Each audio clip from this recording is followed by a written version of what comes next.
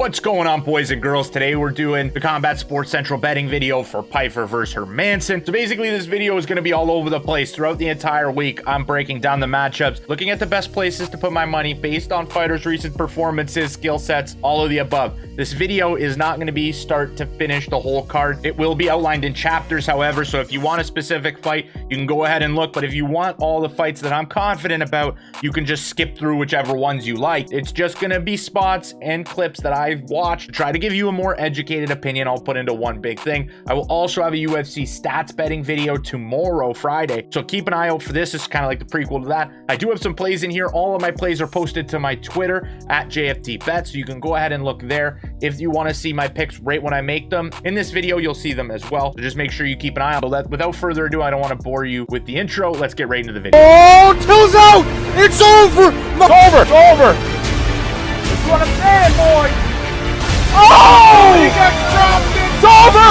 It's over! Munoz! Oh my God! Opening the card, undefeated Daniel Marcos takes on Aoriqileng. Great fight here, in my opinion, because Daniel Marcos, although he's undefeated, had a very, very close fight. Probably should have lost the fight to Davy Grant going into the midway point of the third round. Davy Grant was at -175 when Marcos opened as a favorite. So Davy Grant was having success. Davy Grant is much more experienced than Aoriqileng, but Aori can change up his style. Stick in your face, very limited head movement, does like to land a lot more strikes. That's why I think that this fight, in my opinion, is more about, can Daniel Marcos land a finish? And if he can't, I think it's going to be really, really risky business for Aoriqileng to maybe grab a unanimous decision on output. And if he can start implementing a little bit of the grappling, lay on top of Marcos, land a little bit of damage, that could also help in the eyes of the judges. Plus 200. If I was to make a play on the fight, Daniel Marcos versus Aoriqileng, I would take the underdog at plus 200. I think the odds are pretty wide, a lot based on the record, probably, in my opinion. Daniel Marcos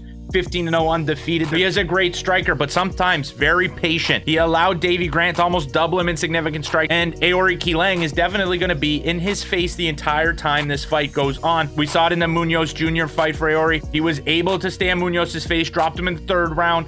Very light drop, nothing very crazy or significant. But Aori also landed a takedown, stayed on top for a little bit of top control. And when you look at Johnny Munoz, although he was threatening submissions, it felt like Aori was majority of the fight active. And when you look at Aori, he is 3-1 as a bantamweight. He opened in the UFC as a flyweight, lost 2 fights in a row, moved up. He was a massive, so he moved up to the bantamweight division, and he's able to have a little run of success. Again, not against great competition. Nobody at the level of Davy Grant whatsoever. So I do understand Marcos being the favorite here. Marcos is more technical as a stand-up fighter. If this fight were to be solely striking based, I think Marcos's patience and his technical ability to slip in and out counter, I think Daniel Marcos would have a big advantage here. But this is a mixed martial arts bout, and Aoriqileng is fast. He has 15 minutes to stay in Marcos's face, continue to have his high output as he does, and then if he starts to work in the takedown whatsoever, that is going to be a huge spot here. So taking a look at Aori by decision, plus 450, I think that's a really live 5-1 bet.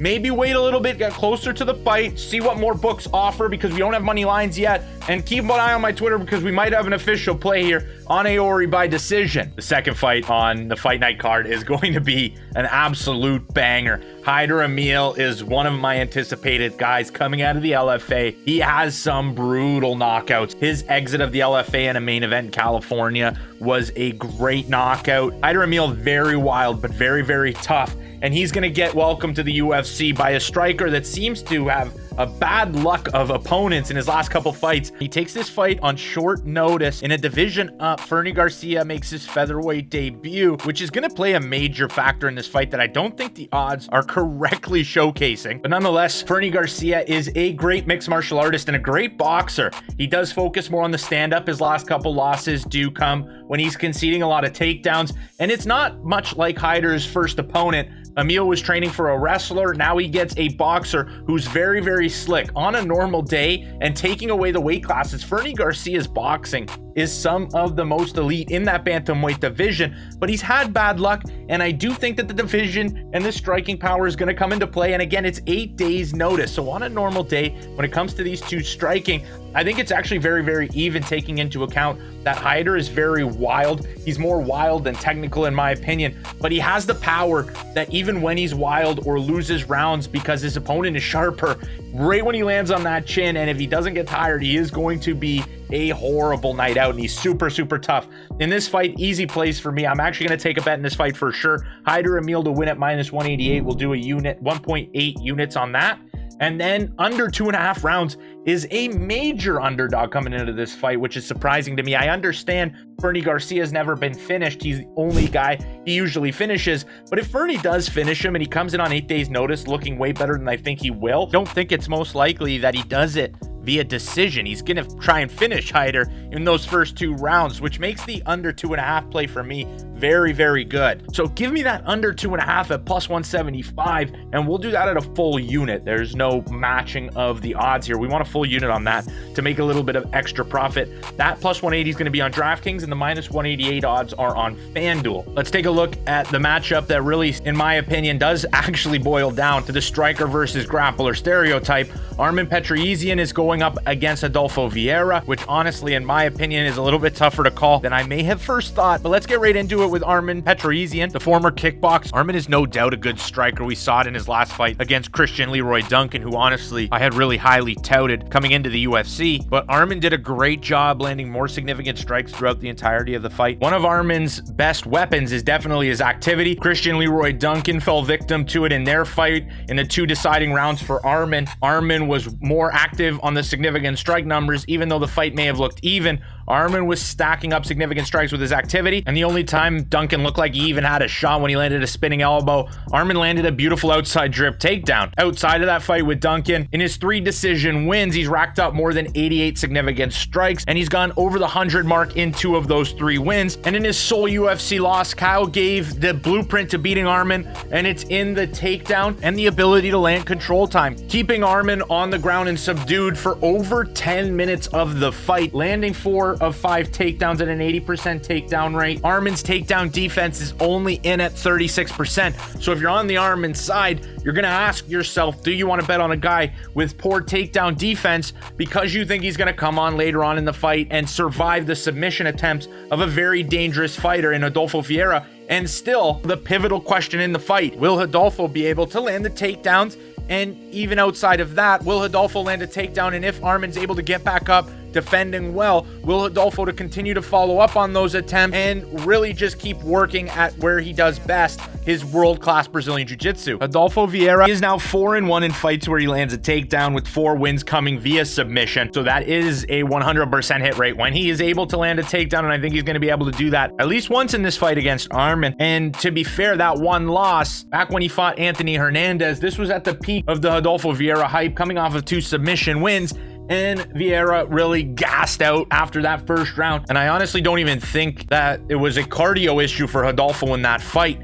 I think it was more of the fact he wasn't used to mixed martial arts. He went for 4 huge takedowns in the first round, and by the time you exert yourself into 4 takedowns, you're gonna get tired. And Anthony Hernandez, who should never be able to submit Vieira, was able to submit him, and you could question Rodolfo Vieira's gas tank after that fight, but I don't know if you can still make those same questions, because when you look at his losses since then, Chris Curtis, better wrestler than Armen, in my opinion, was able to stop Rodolfo's takedowns for a majority of it, and his jiu-jitsu game is enough to get him back to the feet, where if, again, anyone, most people, most UFC level strikers, when they get back to the feet against Rodolfo Vieira, they're going to be able to have success, they're going to be able to output a little more, and they're going to be able to take home decisions. Even in the case of Cody Brundage was able to drop Rodolfo Vieira, but when Vieira doesn't get tired and he's able to get on top of you, it could be a very, very quick night. Again, 7-time Brazilian Jiu-Jitsu champion. This is an extremely tough fight. I understand why the lines are as close as they are.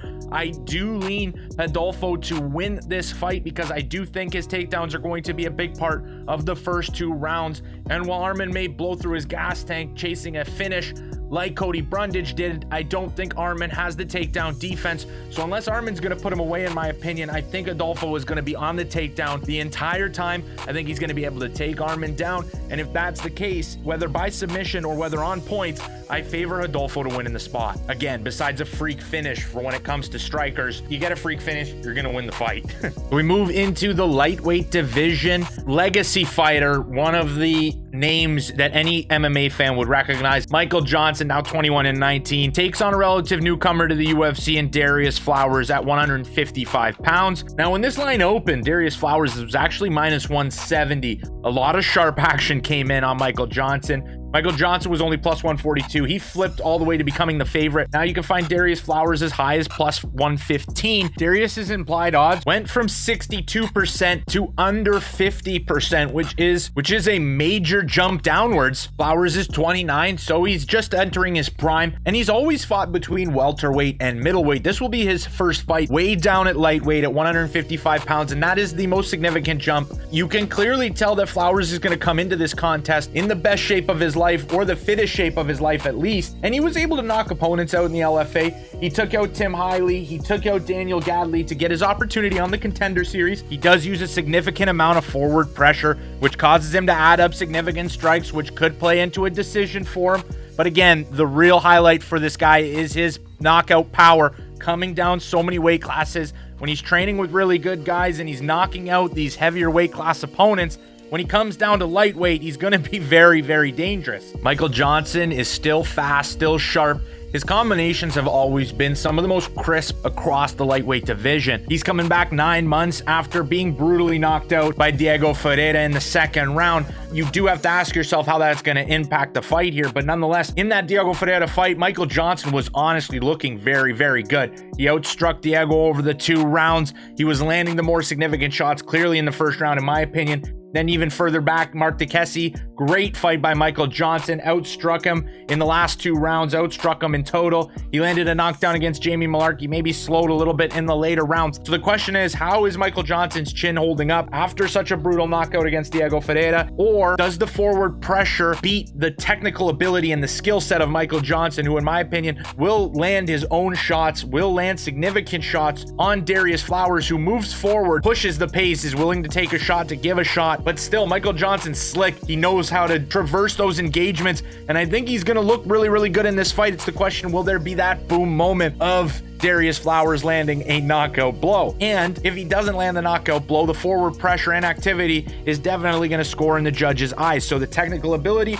or the forward pressure and power of Darrius Flowers coming down and training at such a good gym. It just really, the big play for me is that Darrius Flowers is coming down to the lightest weight class he's ever been. He's shown to be in good shape. He trains with great fighters. And even when you go back into his fights where he's lost via submission, is Michael Johnson going to take him down and go for a submission? If it happens, we'll take the loss, lick our wounds, move on. But these welterweights and middleweights were shooting takedowns, and in the stand-up, Darrius Flowers was not just holding his own, but he was knocking opponents out at these heavier weight classes, and to be honest, looking a little out of shape while doing it. When it comes to this fight and my play, I gotta really go with Darrius Flowers here as the underdog, and this isn't a lean, this is going to be a play for me. At plus 110, he's been as high as plus 115. So if you got him there, congratulations. But I still think at plus money, Darrius Flowers is a good option here. And we're getting the upside of him getting in shape, getting to the lower weight classes. Well, we still have the knowables of him having crazy power, him moving forward and engaging the target at all times. Gonna go ahead and lock me in at Darrius Flowers at plus 110.